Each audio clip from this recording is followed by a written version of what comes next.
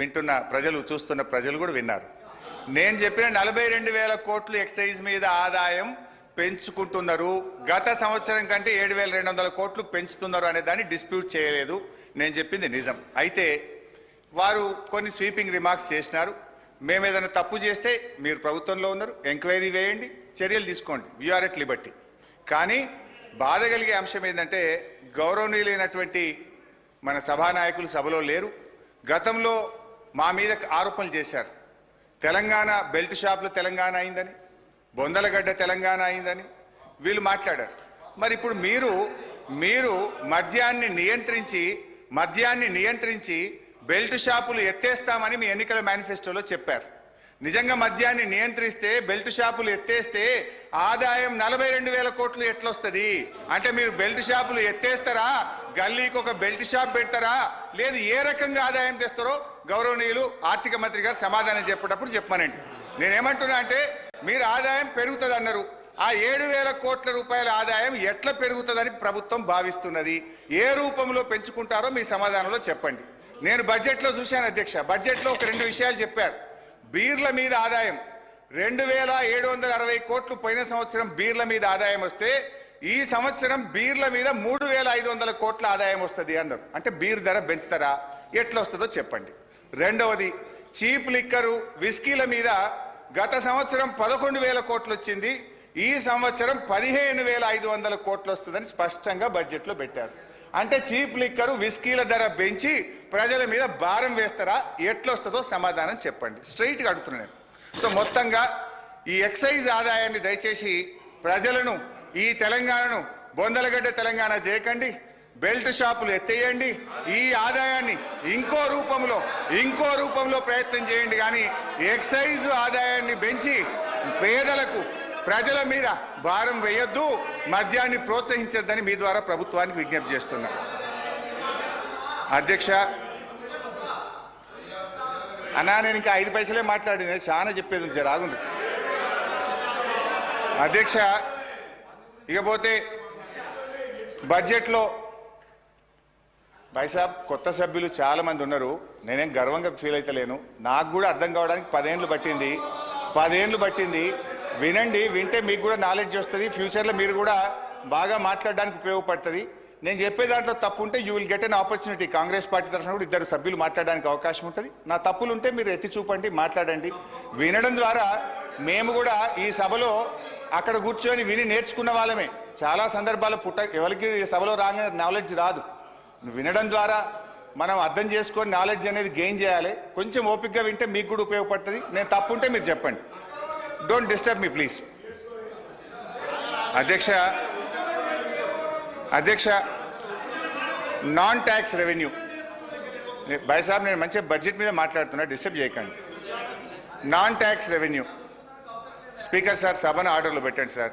నేను ఆర్డర్లో మాట్లాడుతున్నా, మంచిగా వాళ్ళని ఆర్డర్లో పెట్టండి సార్ కొద్దిగా. నాన్ ట్యాక్స్ రెవెన్యూలో పోయిన సంవత్సరం మనకు వచ్చింది 23,819 కోట్లు. ఈ సంవత్సరం గౌరవనీయులైన ఆర్థిక మంత్రి గారు 35,208 కోట్లు నాన్ ట్యాక్స్ రెవెన్యూ వస్తుందని బడ్జెట్లో పెట్టారు. నాన్ ట్యాక్స్ రెవెన్యూలో మనకు ఉండేది మేజర్గా రాష్ట్రానికి వచ్చేది ఒక మైనింగ్ అధ్యక్ష. అఫ్ కోర్స్ ఆ మైనింగ్లో కూడా చాలా ఎక్కువ పెట్టినారు, 1,000-2,000 కోట్లు. అదంతా ప్రాక్టికల్గా లేదు. ఒకవైపు బిల్డింగ్ కన్స్ట్రక్షన్ యాక్టివిటీ తగ్గింది, శాండ్ సేల్స్ తగ్గినాయి, మెటల్ సేల్స్ తగ్గినాయి, గ్రానైట్ కరీంనగర్ అయితే మొత్తం బంద్ అయిపోయింది. సరే, అది అంత ఈజీగా లేదు. క్యాపిటల్ ఎక్స్పెండిచర్ చాలా తక్కువ పెట్టిన బడ్జెట్లో. అది ఒక రకంగా మైనింగ్లో మీరు పెట్టిన ఆదాయం కూడా అంత రియలిస్టిక్గా లేదు. ఇకపోతే అన్నిటికంటే ముఖ్యమైనది, ఇది బహుశా మా సభ్యులు మంచిగా వినాలి. మేము గతంలో రెవెన్యూ రిసోర్స్ మొబిలైజేషన్ కింద ఒక 6,000 కోట్ల రూపాయల భూములు అమ్మాం. రాష్ట్రంలో రైతులకు రుణమాఫీ చేయాలని మేము భూములు అమ్మాం. అప్పుడు ఇదే కాంగ్రెస్ పార్టీ నాయకులు, మన సభానాయకులు రేవంత్ రెడ్డి గారు ఏమన్నారంటే, భూములు పెద్దలు ఇచ్చిన ఆస్తి, మన సోకుల కోసమో మనం బతకడానికో మనము భూములు అమ్మవద్దు అని నాడు ముఖ్యమంత్రి గారు చెప్పారు. ఇక మా బట్టన్న కూడా ఇదే సభలో మాట్లాడుతూ చాలా తీవ్రమైన ఆరోపణలు మా మీద ఒంటికాల మీద లేచిండు. ఇదే శ్రీధర్ బాబు గారు, బట్టి విక్రమార్క గారు, మీరు భూములు ఎట్లా అమ్ముతారు, భూములు అమ్ముతారా అని కోట్లల్లో కేసులు వేసిండ్రు, సభలు తిట్టిండ్రు, బయట తెచ్చిండ్రు, రచ్చరచ్చ చేసిండ్రు. కానీ ఈ బడ్జెట్లో ఏం పెట్టారు తెలుసా అధ్యక్ష?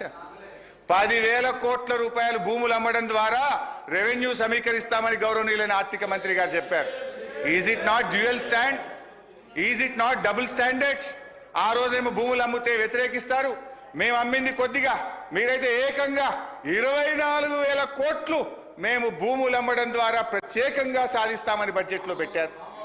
అధ్యక్ష, బడ్జెట్లో ఏం పెట్టారు?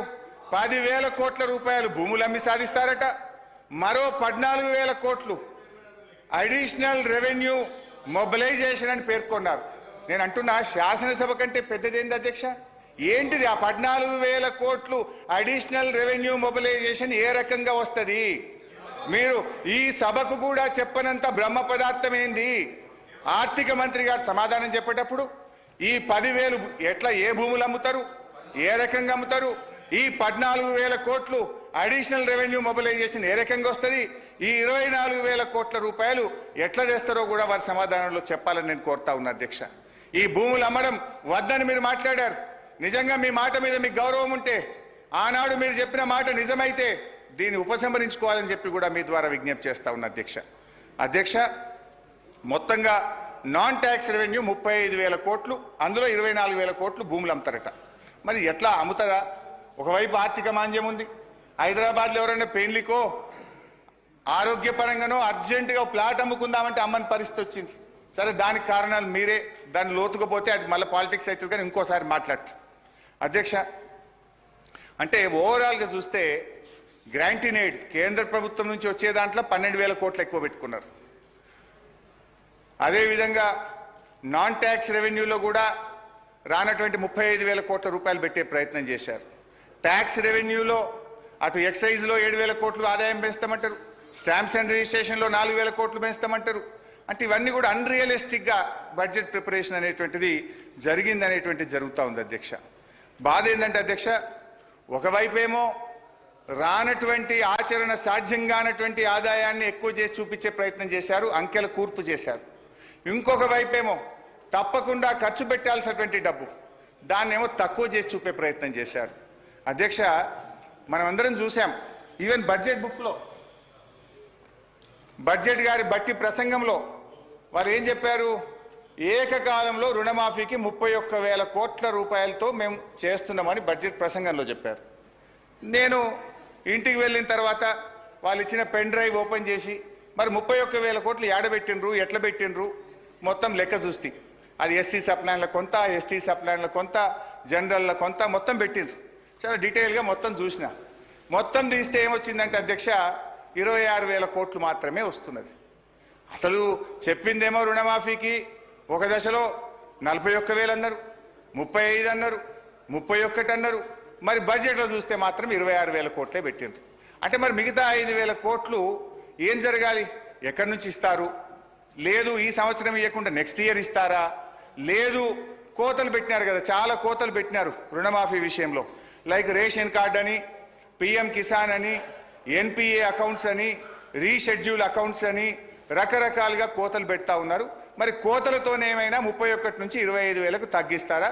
వారి సమాధానంలో స్పష్టత ఇవ్వాలని గౌరవనీయులు భట్టి గారిని నేను మీ ద్వారా కోరుతున్నాను. అధ్యక్ష, ఇంకొక బాధ కలిగేది ఏంటంటే అధ్యక్ష, డిసెంబర్ 9 నాడు రుణమాఫీ చేస్తామని ప్రభుత్వం చెప్పింది. సరే, వారికి ఆర్థిక వెసులుబాటు కలగలేదా, కారణాలు ఏదైనా, ఇప్పుడు 15 ఆగస్టు లోపు చేస్తామంటున్నారు. కానీ బ్యాంకుల్లో ఏం జరుగుతుందంటే అధ్యక్ష, 9th డిసెంబర్ వరకే వడ్డీ చెల్లించి 9th డిసెంబర్ నుంచి జూలై వరకు ఉన్నటువంటి అప్పును రైతులే కట్టాలి అని చెప్పి బ్యాంకు వాళ్ళు ఆ వడ్డీని రైతుల నుంచి వసూలు చేస్తున్నారు.